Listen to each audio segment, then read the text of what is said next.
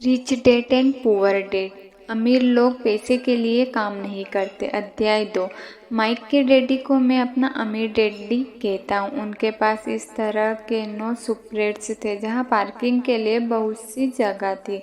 वे 7-11 stores के शुरुआती नए थे, पड़ोस के जनरल, जहाँ लोग दूध, ब्रेड, बटर और सिगरेट जैसी चीज़ें खरीदते हैं। समस्या यह थी कि हवाई में एयर कंडीशनिंग नहीं थी और गर्मी के कारण स्टोर्स अपना दरवाज़ा बंद नहीं कर सकते थे। स्टोर्स के दोनों ओर दरवाजे को पूरा खुला रखा जाता था ताकि सड़क और पार्किंग की जगह सामने दिखती रहे। जब भी कोई कार पार्किंग में आती थी तो उसके साथ धूल का गुब्बार भी आता था जो स्टोर्स में घुसकर डिब्बों पर जम जाता था।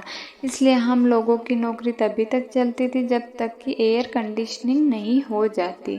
3 सप्ताह तक माइक और मैं मिसेज मार्टिन के पास जाकर 3 घंटे तक काम करते रहे। दोपहर तक हमारा काम खत्म हो जाता था और वे हम में से हर एक के हाथ में 3 छोटे सिक्के डाल देती थी। उस समय 50 के दशक में 9 साल की उम्र में 30 सेंट कमाने में कोई खास खुशी नहीं होती थी। तब कॉमिक्स की कीमत भी 10 सेंट हुआ करती थी, इसलिए मैं अपनी कमाई को कॉमिक्स पर खर्च कर देता था और घर लौट जाता था। चौथे सप्ताह के बुधवार तक मैंने काम छोड़ने का फैसला बना लिया था। मैं सिर्फ इसलिए काम करने के लिए तैयार हुआ था क्योंकि मैं माइक के डैडी से पैसा कमाना सीखना चाहता था। इसलिए मैं 10 सेंट प्रति घंटे की गुलामी कर रहा था। और सबसे बड़ी बात तो यह थी कि उसके पहले शनिवार से मैंने माइक के डैडी को देखा तक नहीं था। मैं काम छोड़ रहा हूँ, मैंने लंच के समय माइक से कहा। स्कूल लंच बड़ा निराशाजनक था। स्कूल भी उबाऊ था और अब तो मेरे पास शनिवार भी नहीं थे जिसमें मैं इंतज़ार कर सकूं, परंतु 30 सेंट के कारण मुझे धक्का पहुंचा। इस बार माइक मुस्कुराया। तुम किस बात पर हंस रहे हो? मैंने गुस्से से पूछा। डैडी ने कहा था कि ऐसा ही होगा। उन्होंने कहा था कि जब तुम काम छोड़ने का फैसला कर लो तब वे मुझसे मिलना चाहेंगे। क्या? मैंने आवेश में पूछा। क्या वे मेरे बोले जाने का इंतज़ार कर रहे थे? कुछ कुछ, माइक ने कहा। मेरे डैडी जरा अलग किस्म के हैं। उनका सिखाने का तरीका तुम्हारे डैडी के पढ़ाने के तरीके से बिल्कुल अलग है। तुम्हारे मम्मी डैडी बहुत बातें करते हैं, दूसरी तरफ मेरे डैडी बहुत कम बोलते हैं। तुम सिर्फ इस शनिवार तक इंतज़ार कर लो, मैं उन्हें बता दूंगा कि तुमने काम छोड़ने का फैसला कर लिया है। इसका मतलब यह है कि वो मेरे साथ ना खेला गया। नहीं, ऐसा नहीं है, पर शायद हो सकता है डैडी शनिवार को इसके बारे में समझाएंगे। शनिवार को लाइन में लगकर इंतज़ार करते हुए मैं उनका सामना करने के लिए तैयार था। यहाँ तक कि मेरे असली डैडी भी उनसे नाराज़ थे। मेरे असली डैडी, जिन्हें मैं गरीब डैडी कहता हूँ, यह मानते थे कि मेरे अमीर डैडी बाल श्रम कानून को तोड़ रहे और इस पूरे मामले की जांच होनी चाहिए। मेरे पढ़े लिखे गरीब डैडी ने मुझसे यह कहा कि मैं सही पैसे मांगूं, कम से कम 25 सेंट प्रति घंटा। मेरे गरीब डैडी ने मुझे कहा कि अगर मेरे पैसे नहीं बढ़ते हैं तो मुझे तत्काल नौकरी छोड़ देनी चाहिए और वैसे भी तुम्हें इस घटिया काम करने की कोई ज़रूरत नहीं है, मेरे गरीब डैडी ने जोर से कहा। शनिवार को सुबह 8 बजे मैं एक बार फिर माइक के घर में उसी पुराने दरवाजे के अंदर घुस रहा था। कुर्सी पर बैठे और लाइन में इंतज़ार करो, माइक के डैडी ने मेरे घुसते ही कहा। फिर वे अंदर जाकर अपने छोटे से ऑफिस में बैठ गए जो बेडरूम के पास था। मैंने कमरे के चारों तरफ देखा परंतु मुझे माइक नहीं दिखा। अजीब सा महसूस करते हुए मैं उन्हीं दोनों महिलाओं के बगल में बैठ गया जो मुझे 4 सप्ताह पहले वहीं पर मिली थी। वे मुस्कुराई और सोफे पर थोड़ी सी खिसक गई ताकि मैं ठीक से बैठ सकूं। 35 मिनट गुजर गए थे और मैं उबल रहा था। दोनों महिला उनसे मिलकर जल्दी निकल गई थी। एक बूढ़ा सा आदमी वह 20 मिनट तक बैठा और फिर वह भी निकल कर चला गया। घर खाली था और हवाएं में खुशनुमा सुबह में शीलन भरे अंधेरे लिविंग रूम में बैठा हुआ था और इस बात का इंतज़ार कर रहा था कि एक लालची और बच्चों का शोषण करने वाला आदमी मुझसे बातें करे। मैं सुन सकता था कि वे फ़ोन पर बातें कर रहे थे, ऑफिस में इधर उधर के काम कर रहे थे और मुझे नज़रअंदाज कर रहे थे। मेरी इच्छा तो हो रही थी कि मैं उस घमंडी आदमी से बिना मिले ही घर लौट जाऊं, पर किसी वजह से मैं रुक गया। आखिर 15 मिनट बाद ठीक 9 बजे अमीर डैडी अपने ऑफिस से बाहर निकले। बिना कुछ कहे उन्होंने हाथ से मुझे इशारा किया कि मैं उनके ऑफिस में आ जाऊं। अमीर डैडी ने अपने ऑफिस कुर्सी पर बैठते हुए कहा, या तो तुम्हारे पैसे बढ़ाए जाए या तुम काम छोड़ रहे हो, है ना? हाँ, समझौते से आप अपनी शर्त पूरी नहीं कर रहे हैं, मैंने लगभग आंसुओं से भीगे स्वर में कहा। 9 साल के बच्चे के लिए एक वयस्क का सामना करना बहुत ज़्यादा डरावना था। आपने कहा था कि अगर मैं आपके लिए काम करूंगा तो आप मुझे पैसे कमाना सिखाओगे। अपनी तरफ से मैंने आपके लिए काम किया, मैंने कड़ी मेहनत की। इस काम के लिए मैंने अपने गेम की भी कुर्बानी दे दी और अब आप अपने वादे से मुकर रहे हैं। आपने मुझे कुछ भी नहीं सिखाया है, आप धोखेबाज हैं। जैसे शहर के सभी लोग कहते हैं, आप लालची हैं, आप केवल पैसा कमाना चाहते हैं और अपने कर्मचारियों का बिल्कुल ध्यान नहीं रखते हैं। आपने मुझे इतनी देर तक बाहर बिठाए रखा और मेरी जरा भी इज्जत नहीं की। मैं एक छोटा सा बच्चा हूँ और आपको मेरे साथ इससे बेहतर व्यवहार करना चाहिए था। मेरे डैडी अपनी कुर्सी पे पीछे झुक गए, अपने हाथों को लाकर उन्होंने मुझे घूरा। ऐसा लग रहा था जैसे वे मेरा विश्लेषण कर रहे थे। बुरा नहीं है, उन्होंने कहा, 1 महीने से भी कम समय में तुम वही भाषा बोल रहे हो जो मेरे अधिकतर कर्मचारी बोलते हैं। क्या? मैंने पूछा। मैं समझ नहीं पा रहा था कि वे क्या कह रहे थे और इसलिए मैंने अपना दुखड़ा रोना चालू रखा। मुझे लगता था कि आप अपने वादे पर कायम रहेंगे और मुझे कुछ सिखाएंगे। इसके बजाय आप तो मुझ पर अत्याचार करना चाहते हैं। यह तो गलत है, सरासर गलत है। मैं तुम्हें सिखा तो रहा हूँ, अमीर डैडी ने धीमी आवाज़ में कहा। आपने मुझे क्या सिखाया? कुछ भी नहीं, मैंने गुस्से से कहा। एक बार मैं चंद सिक्कों में काम करने के लिए तैयार हो गया, उसके बाद तो आपने मुझसे बात तक नहीं की। 10 सेंट प्रति घंटे में आपकी शिकायत सरकार से करूँगा। हमारे देश में भी बाल श्रम कानून है। आप तो जानते हैं कि मेरे डैडी सरकार के लिए काम करते। शाबाश, अमीर डैडी ने कहा। अब तुम उन अधिकतर लोगों की भाषा बोल रहे हैं जो कभी मेरे लिए काम करते थे।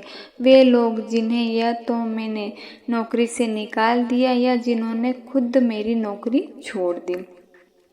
तो इस बारे में आपका क्या कहना है? मैंने पूछा और मुझे यह लग रहा था कि कम उम्र के बावजूद मैं बहादुरी से बात कर रहा था। आपने मुझसे झूठ बोला, मैंने आपके लिए काम किया और आपने अपना वादा पूरा नहीं किया। आपने मुझे कुछ भी नहीं सिखाया। कौन कहता है कि मैंने तुम्हें कुछ नहीं सिखाया? मेरे अमीर डैडी ने शांति से कहा। मैंने 3 सप्ताह तक काम किया और इस बीच आपने सिखाना तो दूर रहा, मुझसे कभी बात तक नहीं की। क्या सिखाने का मतलब केवल भाषण या बातचीत ही होता है? अमीर डैडी ने पूछा। और क्या? मैंने जवाब दिया। इस तरह से वे तुम्हें स्कूल में सिखाते हैं, उन्होंने मुस्कुराकर कहा, परंतु ज़िंदगी तुम्हें इस तरह नहीं सिखाती और मेरा यह मानना है कि ज़िंदगी सबसे बढ़िया टीचर होती है। अधिकतर वक्त ज़िंदगी आपसे बातें नहीं करती, यह एक तरह से आपको धक्का देती है। हर धक्के के ज़रिए ज़िंदगी आपसे कहती है, जाग जाओ, मैं तुम्हें कुछ सिखाना चाहती हूँ। यह आदमी कैसी बातें कर रहा है। मैंने अपने आप से पूछा, ज़िंदगी अगर मुझे धक्का देती है तो इसका मतलब यह है कि ज़िंदगी मुझसे बातें करती है। अब जान चुका था कि मुझे यह काम तत्काल छोड़ देना चाहिए। मैं किसी ऐसे आदमी से बात कर रहा था जो पागल था और जिसे ताले में बंद रखने की ज़रूरत थी। अगर तुम ज़िंदगी के सबक सीखते हो तो इससे तुम्हें बहुत फ़ायदा होगा। अगर तुम ऐसा नहीं करते हो तो ज़िंदगी तुम्हें लगातार धक्के देती रहेगी। लोग दो चीज़ करते हैं, कुछ लोग ज़िंदगी के धक्के को सहन करते चले जाते हैं, बाकी लोग गुस्सा हो जाते हैं और ज़िंदगी को धक्का दे देते हैं। परंतु वे धक्का देते हैं अपने बॉस को, अपने काम को, अपने पत्नी या अपने पति। यह नहीं जानते हैं कि ज़िंदगी उन्हें धक्का दे रही है। मैं नहीं जानता था कि वे किस बारे में बात कर रहे हैं। ज़िंदगी हम सबको धक्का मारती है। कुछ लोग हार मान लेते हैं, बाकी के लोग लड़ते हैं। कुछ लोग सबक सीख लेते हैं और आगे बढ़ते हैं, ज़िंदगी के धक्के का स्वागत करते हैं। इन गिने चुने लोगों के लिए इसका यह मतलब होता है कि उन्हें कुछ नया सीखना चाहिए। वे सीखते हैं कि आगे बढ़ जाते हैं। अधिकतर लोग छोड़ देते हैं और कुछ लोग तुम्हारी तरह लड़ते भी हैं। अमीर डैडी खड़े हो गए और उन्होंने टूटी फूटी खिड़की को बंद कर दिया। अगर तुम यह सबक सीख लेते हो तो तुम एक समझदार, अमीर और सुखी युवक बन सकते हो। अगर तुम यह नहीं सीखते हो तो तुम ज़िंदगी भर अपनी समस्याओं के लिए अपनी नौकरी, कम पैसे या अपने बॉस को कोसते रहोगे। तुम हमेशा ऐसे बड़े मौके की उम्मीद करते रहोगे जो आए और तुम्हारी आर्थिक समस्या को सुलझा दे। अमीर डैडी ने मेरी तरफ देखा कि क्या मैं अब भी उनकी बात सुन रहा हूँ। उनकी आंखों में मेरी आंखों से मिली। हम एक दूसरे की तरफ देखते रहे और हमारी आंखों के बीच की धाराएं बहने लगी।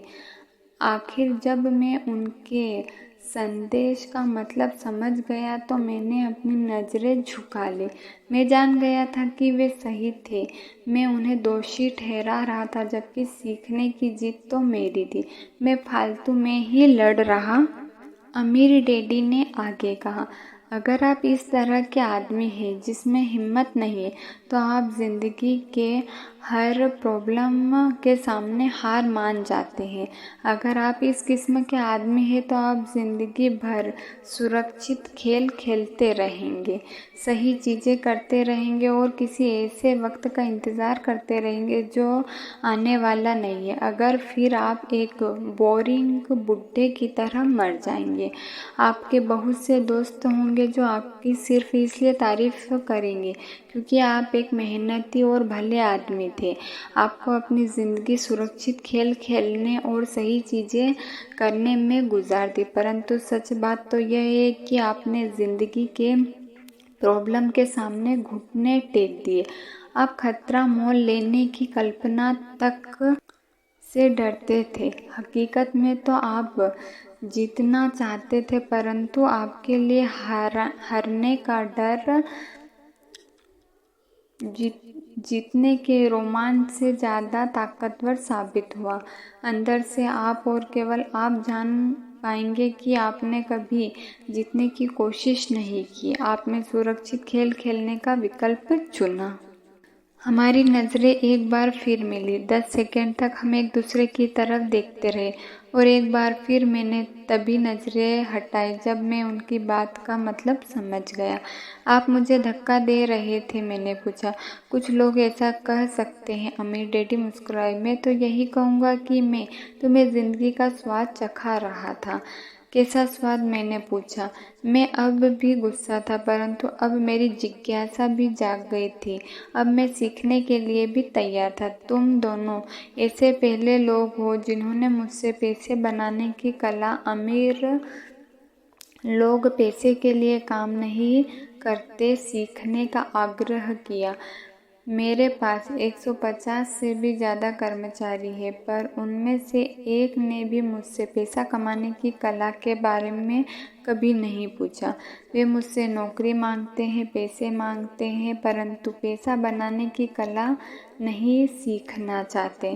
तो अधिकतर लोग इसी तरह अपनी ज़िंदगी के सबसे बेहतरीन साल पैसे के लिए काम करने में बर्बाद कर देते और आखिर तक यह कभी नहीं समझ पाएंगे कि दरअसल वे किसके लिए काम कर रहे थे।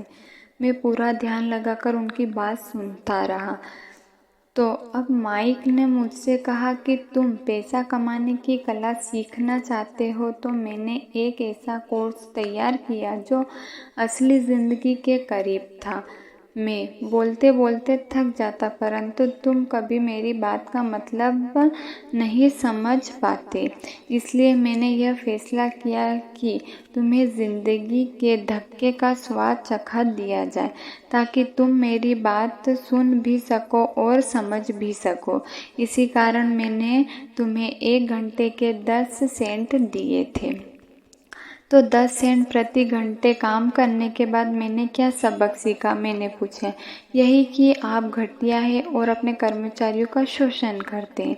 अमीर डैडी अपनी कुर्सी पर पीछे की तरफ झुकते हुए जोर से हंसने लगे।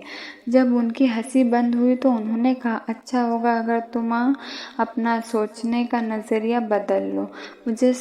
मुझे समस्या मत मानो, मुझे दोष देना छोड़ दो। अगर तुम सोचते हो कि तुम्हारी समस्या मैं हूँ, मुझे बदलना होगा, इसके बजाय अगर तुम्हें यह लगता है कि तुम्हारी समस्या तुम खुद हो, तो तुम खुद को बदल सकते हो, सीख सकते हो और अधिकतर समझदार बन सकते हो। अधिकतर लोग चाहते हैं कि दुनिया का हर आदमी बदल जाए, बस हम खुद ही ना बदले। मैं तुम्हें यह बता दूं कि किसी दूसरे को बदलने से ज़्यादा आसान ये है कि हम खुद को बदल दें। मैं आपकी बात ठीक से समझ नहीं पाया, मैंने कहा। अपनी समस्या के लिए मुझे दोष देना छोड़ दो, अमीर डैडी ने कहा। पर आपने मुझे सिर्फ 10 सेंट का ही वेतन दिया, तो तुमने क्या सीखा? अमीर डैडी ने मुस्कुराकर पूछा। यही कि आप घटिया हैं, मैंने शरारत भरी मुस्कान के साथ कहा। अच्छा, तो तुम यह सोचते हो कि समस्या मैं हूँ, अमीर डैडी ने कहा। वो तो आप है ही।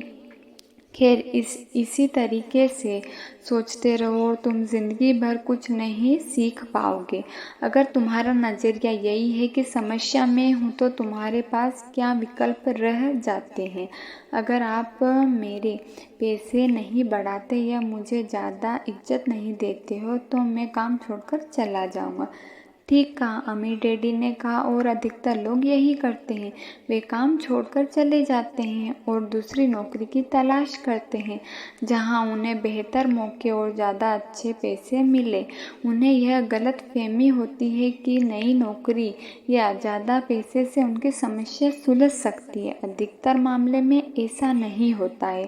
तो समस्या किस तरह सुलझ सकती है? मैंने पूछा। 10 सेंट प्रति घंटे के हिसाब से पैसे लेकर मुस्कुराते हुए अमीर डैडी मुस्कुराए। यही बाकी के लोग करते हैं। वे यह जानते हुए भी कम पैसे में काम करते हैं, क्योंकि नौकरी छूट जाने पर उनका और उनके परिवार का पेट कैसे भरेगा। इसलिए वे नौकरी करते हैं और यह सोचकर पैसे बढ़ाने का इंतज़ार करते हैं कि ज़्यादा पैसे आने से समस्या सुलझ जाएगी।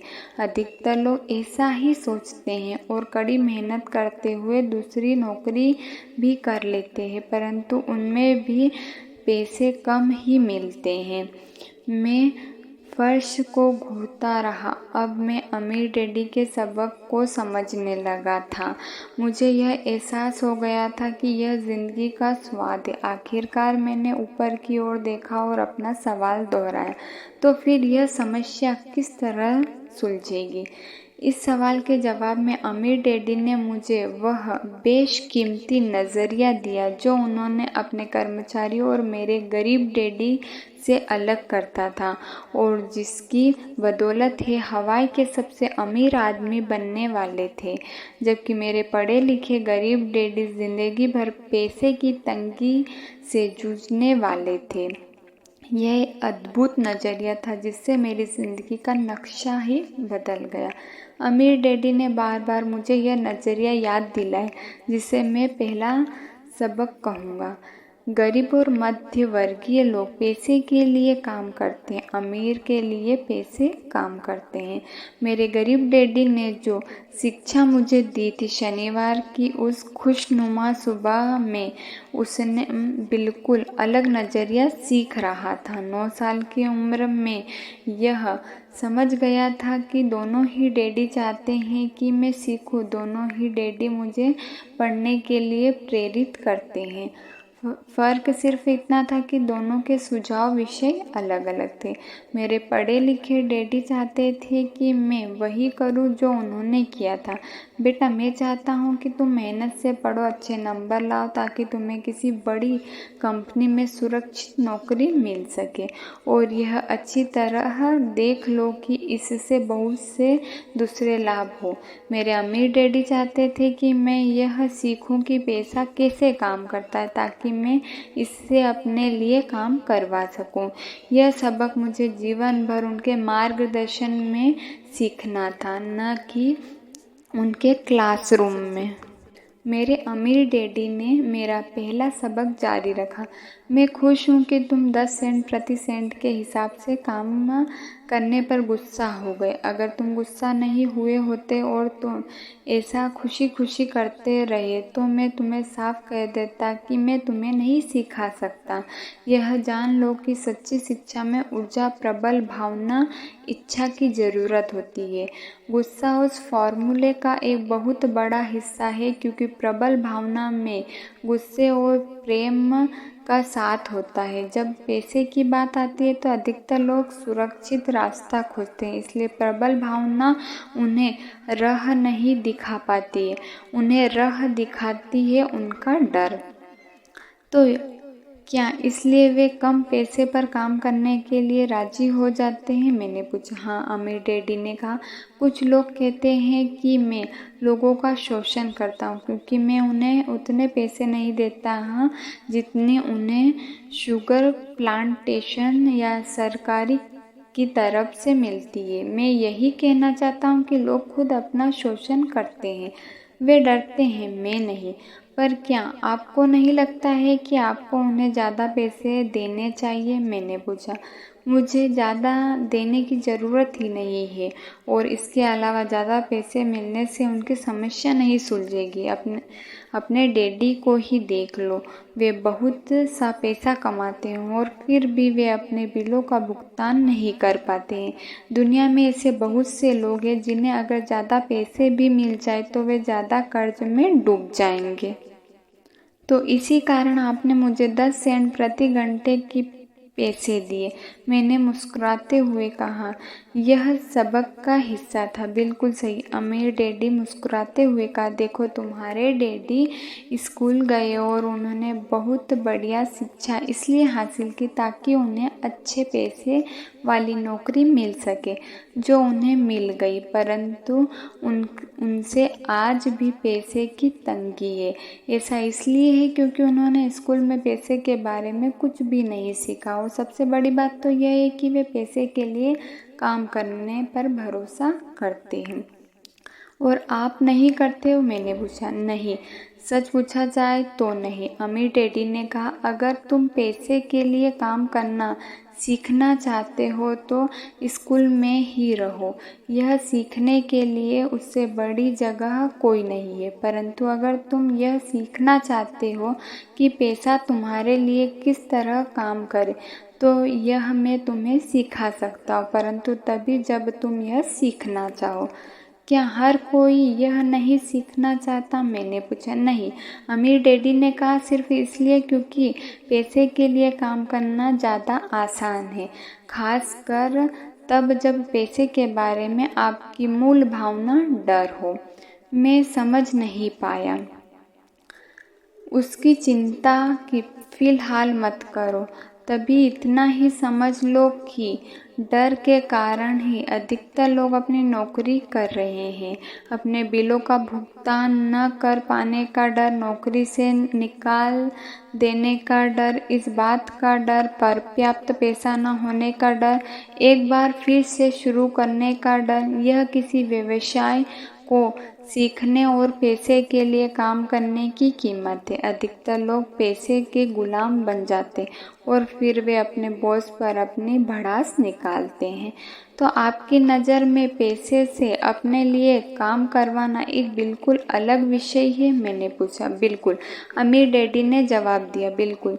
शनिवार की उस खुशनुमा सुबह हवाई में हम लोग चुपचाप बैठे रहे। मेरे दोस्त उस समय गेम शुरू ही कर रहे होंगे, पर किसी वजह से मैं खुश था कि मैंने 10 सेंट प्रति घंटे के हिसाब से काम करने का फैसला किया था। मुझे लगा कि मैं कुछ ऐसा सीखने जा रहा हूँ जो मेरे दोस्त स्कूल में कभी नहीं सीख पाएंगे। सीखने के लिए तैयार? अमीर डैडी ने कहा। बिल्कुल, मैंने दांत निकालकर कहा।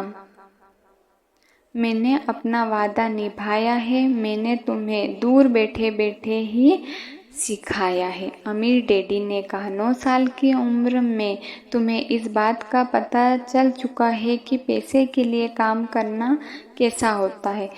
आपने पिछले महीने को 50 सालों से गुना कर लो और तुम्हें इस बात का अंदाज़ा हो जाएगा कि अधिकतर लोग की ज़िंदगी किस तरह गुजरती है।